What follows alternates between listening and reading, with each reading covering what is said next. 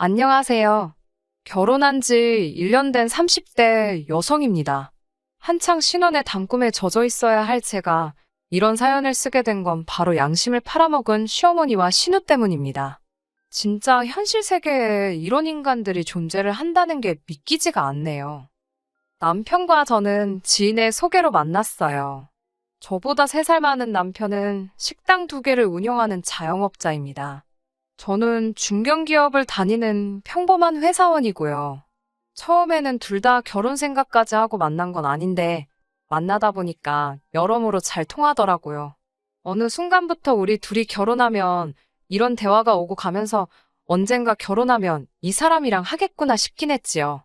그리고 한 1년 반 정도 교제 후에 본격적으로 결혼 이야기가 나오기 시작했습니다. 남편의 식당은 주로 포장 손님이 많습니다. 그래도 매장 손님을 안 받을 수는 없으니까 저녁 시간에 대부분을 식당에서 보내지요. 월 매출은 2곳 합해서 적으면 7, 800 많으면 900에서 1000 사이로 법니다. 적은 수입은 아니에요. 제 경우에는 연봉은 5000대 후반으로 세금이나 이런 거 저런 거 제하고 나면 월 400 조금 넘습니다. 남편에 비하면 적은 편이지만 회사에서 주는 복지나 혜택 등을 고려하면 직장인 치고는 나쁜 편은 아니에요. 결혼할 때 남편은 결혼에 쓸 수 있는 여유자금으로 1억이 있었고 저는 6천이 있었습니다. 그리고 당시 저는 보증금 3천짜리 반지하에서 전세를 살며 자취생활을 하고 있었어요. 결혼 당시 양가 도움은 받지 않았습니다. 원래는 친정에서 얼마 정도 보태주고 싶다 하셨는데 시댁에 갑자기 사정이 생겨서 하나도 도움을 받을 수 없었거든요. 남편이 시작부터 양가에서 도움을 받는 것도 내키지 않았는데 처가에서만 도움받는 건 더더욱 싫다고 했습니다. 맞사위로서 체면이 살지 않는다나요. 그때는 몰랐는데 사실은 남편이 알고 있었더라고요.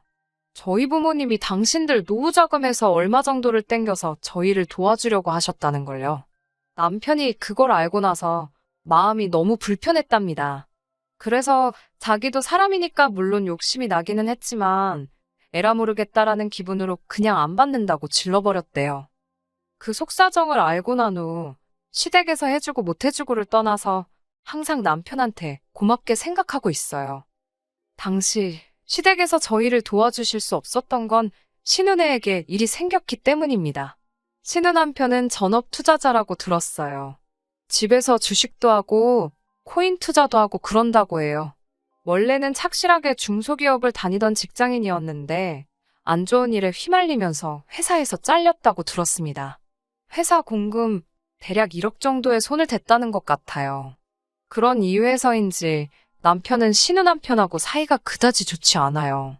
남편은 성실하고 책임감이 있는 성격이거든요. 개미와 배짱이로 치면 개미 같은 사람입니다.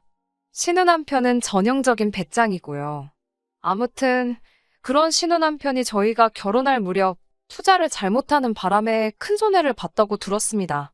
게다가 안 좋은 일은 한 번에 몰려서 온다더니 신우네가 전세 계약을 갱신하려니까 집주인이 보증금을 올려받겠다며 안 되겠음 방 빼달라고 하더랍니다.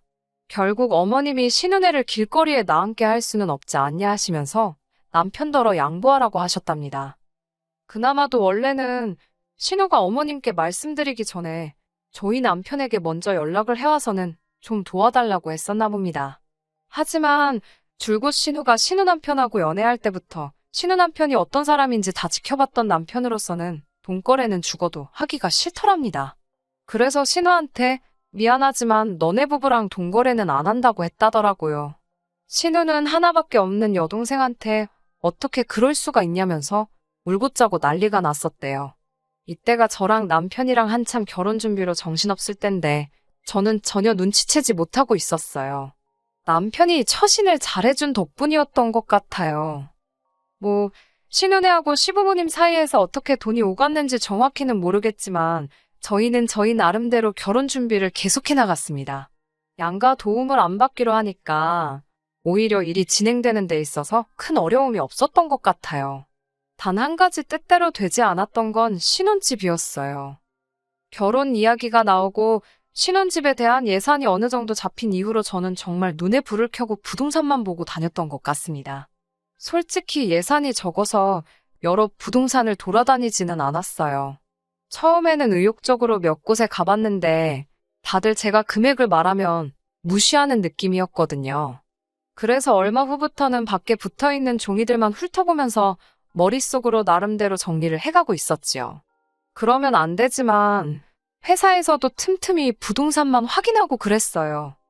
그래도 결국 결혼식 날까지 신혼집을 못 구해서 식을 올리고도 한동안 각자 별거 생활을 하는 초유의 대참사가 발생하고 말았지 뭐예요. 하지만 이 표현이 어울리는지는 모르겠는데 죽으라는 법은 없더라고요. 결혼식 이후 눈물의 생이별을 하고 한 달이 다 돼갈 무렵이었어요. 당시 제가 살던 반지하에서 걸어서 정말 30초도 안 걸리는 거리에 부동산이 하나 있었거든요. 아무래도 집에서 가까우니까 뻔질나게 지나다니면서 부동산 소장님을 자주 뵙게 되었어요. 제가 먼저 인사를 드리기 시작하니까 소장님도 반갑게 받아주셨고요. 조금 가까워졌다 싶었을 때부턴 그래도 음료 하나 사들고 들려서 괜히 없는 너스레도 떨어가면서 이것저것 물어보고 그랬어요. 그 덕분인지 하루는 소장님께서 지나가던 저를 붙잡으며 잠깐만 들어와 보랍니다. 그러더니 매물 하나를 보여주셨어요. 부동산에서 10분 정도 거리에 위치한 아파트였습니다. 가격도 시세보다 훨씬 저렴했어요. 정말 약간의 대출만 받으면 될 것 같더라고요. 파는 분이 70대 어르신인데 이제 다 귀찮아서 고향 내려가신다며 빨리 팔아달라고 하셨답니다. 안에 좀 수리는 해야 되겠지만 그래도 이런 매물은 잘 나오지 않는다면서 매물 보자마자 제 생각이 나서 아직 아무데도 안 올리셨다고 그러시는 거예요. 그렇게 정말 운 좋게 아파트를 사게 되었지요. 그렇게 집안을 고치고 이것도 정말 할 이야기가 많은데 이건 시댁하고 직접적인 관련은 없으니 생략할게요. 마침내 결혼식을 올린 후 2달 만에 신혼생활을 시작하게 되었지요. 그리고 그 무렵 신우가 임신했다는 소식을 전해왔습니다. 솔직히 저희 결혼할 때 축의금을 못 받아서 저희도 따로 선물은 안 했어요.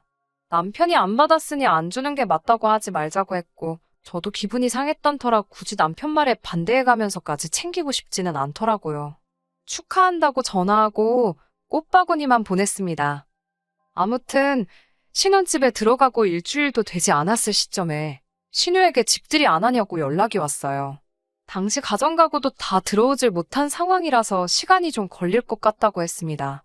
그러자 신우가 한다는 말이 혹시 시부모님께서 결혼할 때 도와준 거 없다고 일부러 안 부르는 거 아니냐고 그러더라고요. 제가 설마 그럴 리가 있냐면서 그리고 혹시나 해서 하는 말인데 저희 친정부모님도 아직 와보신 적 없다니까 그 말이 진짠지 아닌지는 자기가 확인할 수도 없고 알고 싶지도 않다더군요. 말투가 완전히 싸우자는 식이었어요. 그러더니 꼭 시부모님부터 모시고 집들이를 하랍니다. 먼저 결혼해 본 선배가 해주는 조언이라고 생각하고 고깝게 듣지 말라나요. 어이가 없었지요. 손이 신우도 아니고 심지어 나이도 저보다 어리면서 겨우 결혼 저보다 일찍 했다고 선배를 운운하다니 황당했어요. 그래도 임신한 사람이랑 싸울 수는 없으니 그냥 참고 들어줬습니다. 남편에게 이야기하니까 얼마나 으스댈 게 없으면 그런 걸 들먹이겠냐고 신경도 쓰지 말랍니다.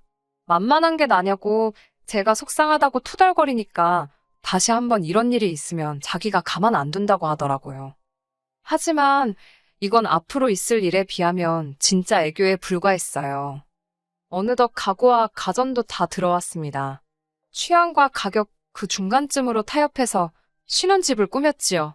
앞으로 갚아나가야 할 대출을 생각하면 머리가 아픈 건 사실이었지만 남편도 저도 열심히 벌고 있었으니까 크게 스트레스를 받지는 않고 있었어요. 집들이를 준비하면서 남편이나 저나 맞벌이를 하다 보니 처음에는 집들이 음식을 주문하려고 했습니다. 저도 자취 생활을 오래 하긴 했지만 점심은 대부분 회사에서 해결했고 저녁은 샐러드나 도시락으로 간단하게 해결하는 편이었기 때문에 요리라고 부를 만한 건 잘 못하거든요. 남편도 비슷한 상황이었어요.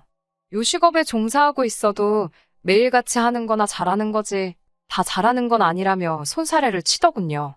그런데 임신 중인 신우를 생각하니까 시켜먹기가 좀 찝찝하더라고요. 혹시나 잘못 먹고 배탈이라도 나면 큰일이잖아요. 맛이 없더라도 탈이 안 나는 게 중요하다 싶었기에 죽이 되든 밥이 되든 저희가 직접 해보기로 했지요.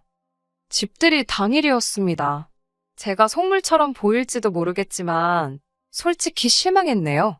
시부모님도 그렇고 신은혜도 그렇고 어쩜 그렇게도 무심할 수가 있는 건지 제가 뭐 큰 거 바란 것도 아니에요. 물론 주변 친구들은 처음에 집 샀을 때 가족들이 가전제품도 선물해주고 그러더군요.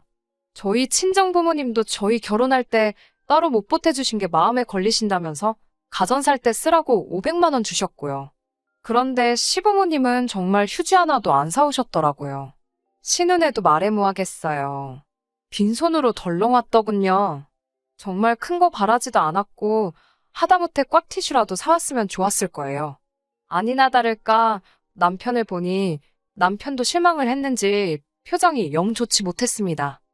식사는 이미 도착 시간에 맞춰 준비된 상태였어요. 그런데 신은혜가 집 구경부터 먼저 하고 싶다고 우기더라고요. 시부모님은 집 보는데 얼마나 걸리겠냐며 신우하자는 대로 하시겠답니다. 시부모님은 그렇다 쳐도 신은혜가 정말이지 집안 구석구석을 살피더라고요. 그래봤자 20평대 아파트라 볼 것도 많이 없었지만 안방까지 들어가서는 서랍장까지 열어보는데 어이가 없었어요. 거긴 뭐하러 열어보냐니까 제가 어떻게 정리해놓고 사는지 궁금해서 봤답니다. 원래 하고 다니는 거 멀쩡한 여자들이 집은 지저분하다면서 언니는 어떤가 궁금했답니다. 신우는 본인이 말해놓고 뭐가 웃긴지 쿡쿡거리더군요. 진짜 제 여동생이면 한 대 쥐어패고 싶었어요. 이 모든 상황을 시부모님은 옆에서 보시면서도 별 말씀을 안 하시더라고요. 고작 신우한테 한다는 말씀이 너는 별게 다 궁금하다면서 어려서부터 신우가 호기심이 많았답니다. 그 와중에 신우 남편은 더 얄밉게 이 가구가 벽지랑 안 어울린다. 이 조명은 좀 산티가 난다. 그러면서 혼자 품평회를 하고 있었고요. 부부가 어쩜 그렇게 똑같이 꼴배기 싫은 소리만 해대던지 그냥 다들 빨리 갔으면 좋겠다는 생각뿐이었어요. 그래도 나름대로 기분 나쁜 티를 안 내려고 했는데 남편이 제 기분을 읽었는지 빨리 식사부터 하자며 서두르더군요. 시부모님은 저희가 차린상을 보시더니 뭘 이렇게 많이 준비했냐며 고생했다 말씀해 주셨습니다. 저희 입에는 괜찮았는데 어머님 아버님 입에는 맛이 어떨지 몰라 긴장이 많이 되었어요. 아버님께서 먼저 맛을 보시더니 따봉을 보여주시면서 맛이 끝내준다 하셨습니다. 그러자 남편이 제가 거의 다 한 거라며 저를 치켜 세워주더라고요. 사실은 남편이 거의 다 하고 저는 보조역 할 정도만 했기에 좀 민망했지만 기분은 좋았어요. 그리고 다 같이 식사를 시작하고 정말 2, 3분이나 지났을까요? 갑자기 신우가 자기 아랫배를 붙들고는 대굴대굴 구르면서 배가 너무 아프답니다. 속이 너무 이상하다면서 토할 것 같다고 저더러 음식에 뭘 넣었냐고 고래고래 소리를 지르더라고요. 제가 넣긴 뭘 넣냐고 대답을 하긴 했지만 순간 정신이 하나도 없었어요. 혹시 내가 정말 무슨 실수라도 한 건가 싶어서요. 제가 남편에게 당장 119를 부르라니까 신우가 부르지 말라면서 일단 좀 쉬어야겠다고 그러더군요. 그러더니 자기 남편더러 저희 안방으로 자기를 데려다 달라는 거예요. 작은 방을 손님방으로 만들어 둔 터라 그 방에도 소파 베드가 있었는데 자기는 임산부라서 푹신한데 눕고 싶다나요. 아프다니까 뭐라고도 못하고 안방 침대를 그대로 내줬습니다. 이때부터 뭔가 미심쩍긴 했는데 진짜 아픈 걸 수도 있으니까 차마 추궁하기도 뭐하고. 그 와중에 어머님은 저더러 음식 만들 때 뭐뭐 넣었는지 읊어보라고 하시더군요. 그러자 남편이 사실은 제가 만든 게 아니고 본인이 했다고 말했습니다. 어머님께선 그 말을 들으시고는 사내 새끼가 아내 잘못을 싸고도는 것만큼 꼴보기 싫은 게 없다면서 너는 빠지라고 그러셨어요. 억울했지만 남편이 좀 전에 제가 다 했다고 했으니 어머님이 오해하실 만도 했지요. 저는 어머님께 특별히 다른 재료 넣은 거 없다고 불고기 재료가 다 거기서 거기지 별다른 게 들어갈 게 뭐가 있겠냐고 말했습니다. 너무 억울해서 말도 잘 안 나오더라고요. 저는 계속해서 제가 뭔가 잘못 넣었으면 왜 다른 사람들은 괜찮냐고 어째서 신우만 아프겠냐고 물었지만 어머님이 저를 보는 눈빛은 말 그대로 너 내 딸한테 무슨 짓을 한 거냐 이거였어요. 정말 속이 상하고 답답했지만 어떻게 제 잘못이 아니라고 입증할 방법이 없었습니다. 제가 신우에게 이러지 말고 병원에 가자고 했지만 병원은 가기 싫다면서 안방에서 안 나오고 버티더라고요. 집안 분위기는 얼음장처럼 차가워졌고 시어머니께서 내가 타셨는지 단단히 잠긴 안방문 앞에서 신우를 달래느라 씨름을 하고 계셨습니다. 많이 아픈 거냐? 괜찮냐? 대답 좀 해봐라. 엄마 쓰러지는 꼴 볼래? 집에 갈래? 어떻게 해줄까? 다 나열하기도 힘드네요. 30분쯤 지났을까? 신우가 한다는 말이 제 사과를 받고 싶답니다. 억울하고 황당했어요. 신우는 계속 제가 한 음식 때문에 아프다면서도 정작 안방문 뒤에 숨어서는 나오지도 않고 병원도 안 가고 이제 저더러 사과까지 하라니. 어머님께서는 얼른 저더러 사과하고 달래서 병원에 데려가라 하셨어요. 저는 사과는 못한다고 버텼습니다. 사과를 하더라도 신우가 병원에 가는 게 먼저라고요. 병원에서 정말 음식 때문에 배탈이 났다고 하면 제가 그때는 사과를 하던지 보상을 하던지 하겠다고 했습니다. 솔직히 그 시점에는 전 신우가 꾀병이라고 거의 확신하고 있었어요.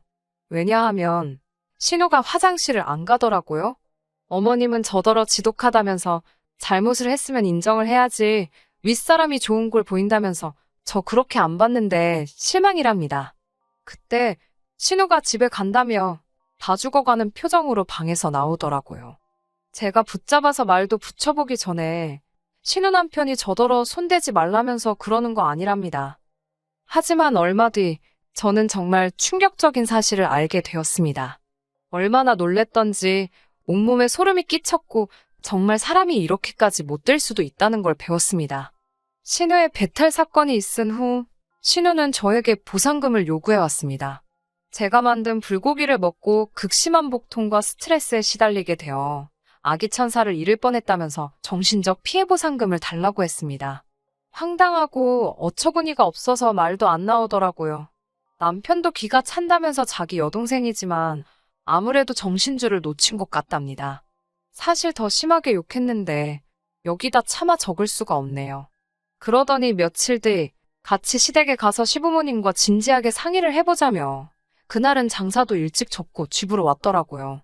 시댁에 간다고 연락은 드렸냐니까 드리면 또 신우가 알게 되고 그러면 또 여우 같은 게 어머님 아버님한테 쑥덕쑥덕거린다고 그럴 틈을 주면 안 된다면서 기습하듯이 가자고 했습니다. 그렇게 시댁에 도착했는데 현관문이 열려 있었어요. 안방 쪽에서 큰 소리가 오가는 게 들렸는데 시부모님이랑 신우의 목소리였습니다. 저도 모르게 본능적으로 남편 입을 제 손으로 막으며 조용히 하라고 했습니다. 안에서 무슨 이야기가 오가는지 들어야만 할 것 같았거든요. 신우는 돈 안 주면 남편한테 다 이야기한다는데 어떡하냐며 소리를 지르고 있었습니다. 친아빠라니, 그러면 네 뱃속에 있는 게 김서방 애가 아니라고. 너 제정신이냐? 김서방도 알아? 아버님도 무슨 일인지 불같이 화를 내고 계시더라고요. 3천만 주면 다시는 안 나타날 거래.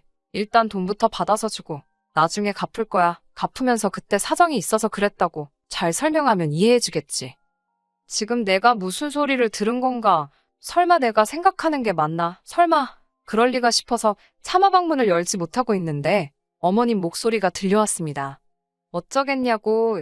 이렇게 된 이상 어떻게든 네 올케한테 돈 받아내서 입막음 하랍니다. 아버님께서는 어머님더러 미쳤냐고 지금 뭔 소리를 하냐며 역성을 내셨지만 어머님께서는 그럼 이제 와서 얘더러 뭐 지 올케한테 가서 자진납세라도 하라고 하냐고 아니면 뭐 김서방한테 자진납세 시키고 이혼녀 만들어야 직성이 풀리겠냐면서 오히려 적반하장으로 나가시더군요.